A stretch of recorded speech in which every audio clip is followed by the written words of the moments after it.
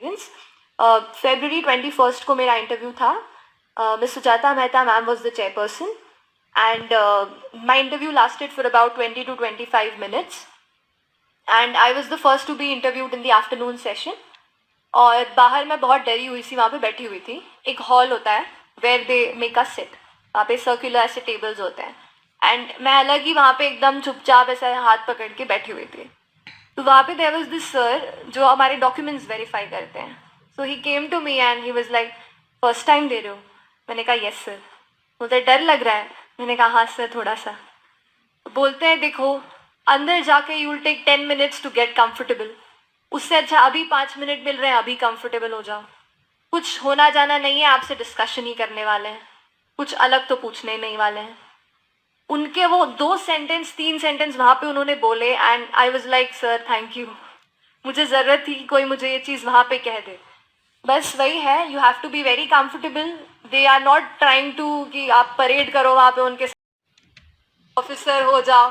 देखो ultimately they know कि आप एक एस्पिरेंट हो और आप बस एस्पायर कर रहे हो एक सिविल सर्वेंट बनने के लिए. ट्रेनिंग वो आपको 2 साल की इसीलिए दे रहे हैं ताकि आपको एक पॉलिश्ड ऑफिसर बना सके सारे ज्ञान के साथ. वो लोग करेंगे.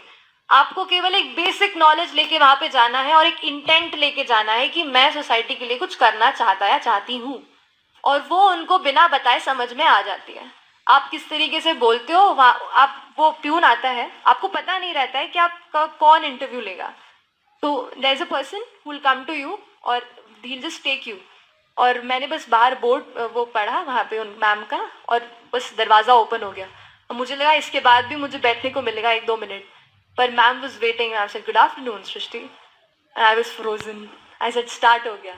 तो उसी टाइम से it begins. While you enter you sit there, they ask you couple of questions. मुझसे they started from my major project of chemical engineering, क्योंकि मेरा कोई जॉब बैकग्राउंड नहीं था. सीधे 2018 में ग्रेजुएशन किया और पेपर दिया, तो they naturally asked me that question.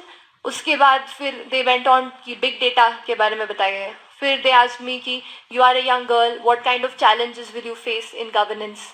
Then my optional was sociology, so he asked me how sociology will be helpful in administration. Then I'm from Bhopal, and we have anybody who listens to Bhopal away from Bhopal thinks about Bhopal gas tragedy. Then he asked me about it, and I was a chemical engineer as well. तो उस पे फिर chemical पे और बातें हुई कि chemicals release हो जाते हैं, कैसे manage करना है and stuff. Then I was asked कि India में there are basic issues like poverty and malnutrition. But do you think that we still should put our money into research and sciences? Then there was, आप movies देखते हैं क्या? I said no. Sir कहते हैं फिर भी एक answer बताओ. Describe for me the going on. So he didn't ask my views. He just said, just tell me what it was all about. And the question of mine was, tell me about mass cheating. What is mass cheating? And then I said कि in some parts of India mass cheating, आप समझ रहे हैं, कोई photo आपके दिमाग में आया रहे क्या अभी मास चीटिंग पे? कहीं पे किसी स्कूल में ऐसा हुआ है जहां अंदर बच्चे पेपर दे रहे हैं and then they are getting notes from outside? वही फोटो मेरे दिमाग में फ्लैश किया था, एंड आई एक्सप्लेन जितना मैं कर पाई. सो मैम सेड कि उसका इम्पैक्ट एजुकेशन सिस्टम पे क्या पड़ेगा. That was the question. ऐसे करके you get questions from your background and your current affairs जो चल रहा है वो हम पढ़ ही रहे हैं, इसीलिए अलग से अभी कुछ चिंता करने की जरूरत नहीं है. अभी प्रीलिम्स और मेंस पे ध्यान दीजिए. Whenever you are starting to prepare for UPSC examination, please do not think about your personality test. जब तक आप पर्सनालिटी टेस्ट तक पहुंचते हैं, आप इतनी चीज़ें पढ़ लेते हैं कि आपको समझ में आ जाता है कि एग्जैक्टली वहाँ पे क्या चल रहा है और क्या होने वाला है और क्या एक्सपेक्ट किया जाता है. तो अभी अगर आप एग्ज़ाम के प्रिपरेशन स्टेज में हैं तो मॉक इंटरव्यू देख लिया ठीक है, पर पर्सनालिटी टेस्ट पे इतना फोकस मत कीजिए.